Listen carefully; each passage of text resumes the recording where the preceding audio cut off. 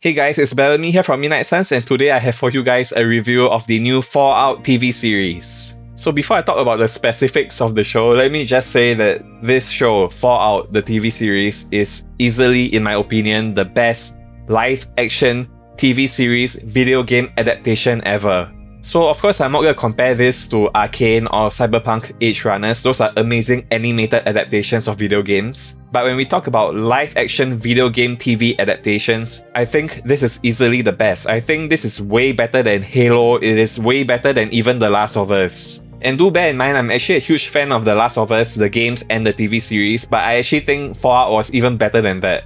And not even comparing this to other video games, like comparing this to other live-action TV shows in general. Like a few years ago, there was this amazing TV show called The 100, which was very similar to this actually. It was also set in a post-apocalyptic Earth that was destroyed by nuclear war. And so the premise for both shows are very similar, but I think Fallout blows The 100 out of the park. And with the state that the world is in right now, with all the talk about nuclear weapons and World War III, I think this Fallout TV series is more timely than ever. So just to explain to you the premise of Fallout, the whole series, the TV series and the games. Basically, in the year 2077, humanity goes through another big world war. They call it the Great War, which is basically World War III, I guess. So in the world of Fallout, the Cold War never ended. So after World War II, the Cold War happened, and then it led all the way up to the Great War in 2077. And you know how World War I and World War II lasted for years? Well, the Great War only lasted for 2 hours in the Fallout universe. So the moment China and US started shooting nuclear bombs at one another, the whole world, the whole surface of Earth was destroyed in just 2 hours. And so this show, the Fallout TV series, is set 200 years after the Great War. And for the past 200 years, humans have been living in underground vaults, safe from the radiation on the surface. And the humans living in these vaults are called vault dwellers. And so our main character, Lucy, is a vault dweller. But she's not the only main character, so there are 3 main characters in this show and they're all awesome. So first we have Lucy, who I mentioned was a vault dweller. So she's like the hilarious character in the show. She's been living underground her whole life, and so when she goes to the surface to find her father, then she basically ends up in a lot of hilarious situations when she meets all the people living on the surface, the very uncultured people.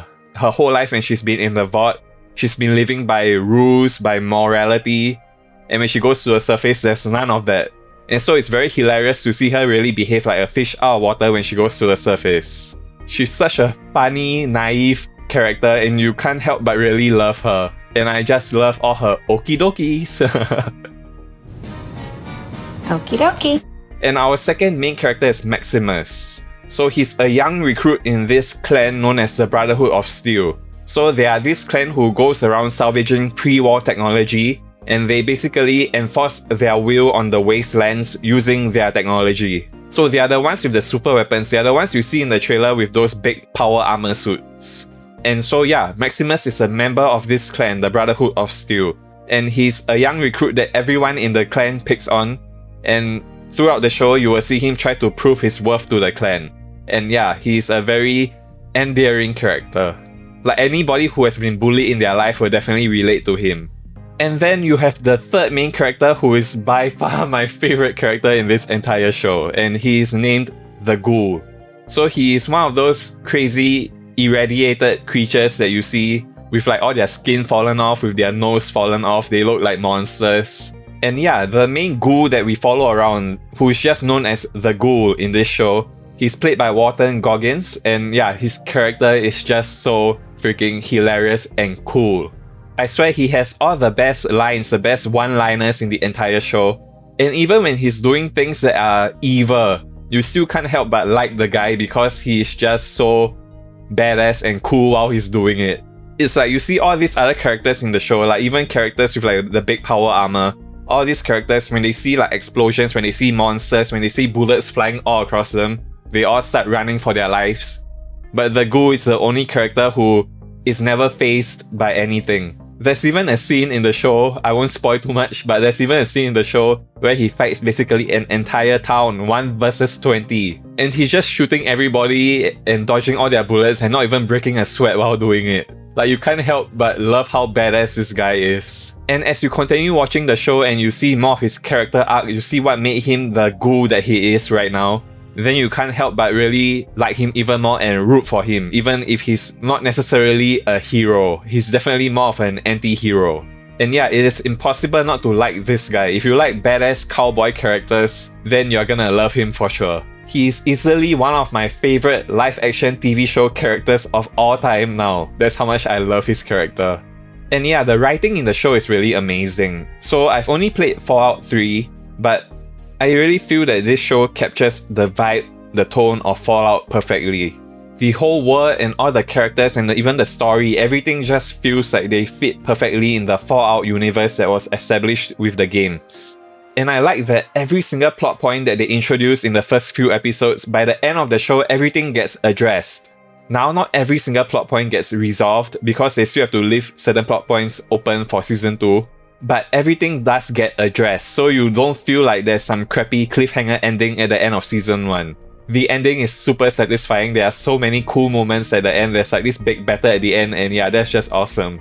And also the soundtrack is amazing. You get a lot of fantastic early 20th century music in this. So if you're a fan of the oldies, you will definitely like the soundtrack in this show. And as a testament to how great this Fallout TV series really is, on Xbox right now, the video games Fallout 4 and Fallout 76 that came out years ago, they are two of the most played Xbox games right now. And yeah, that's how much this show, the Fallout TV series, has impacted even the gaming scene. It's bringing all the old fans back to Fallout and reminding them why they loved Fallout so much. And it's also attracting tons of new fans. I know I'm definitely gonna be playing Fallout 4 very soon. And so for my final score, I'm giving Fallout a 9 out of 10.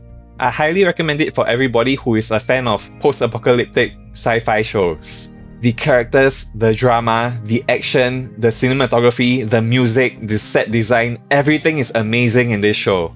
Go and watch it, guys, you won't regret it. And that brings me to the end of this review, guys. I hope you enjoyed it. If you're interested in more of my video game, movie and television reviews, do consider subscribing to me here on the Midnight Suns channel. And with that being said, thanks for watching, and as always, stay gold everybody. I will see you all around. Bye guys. Oh, and one more thing.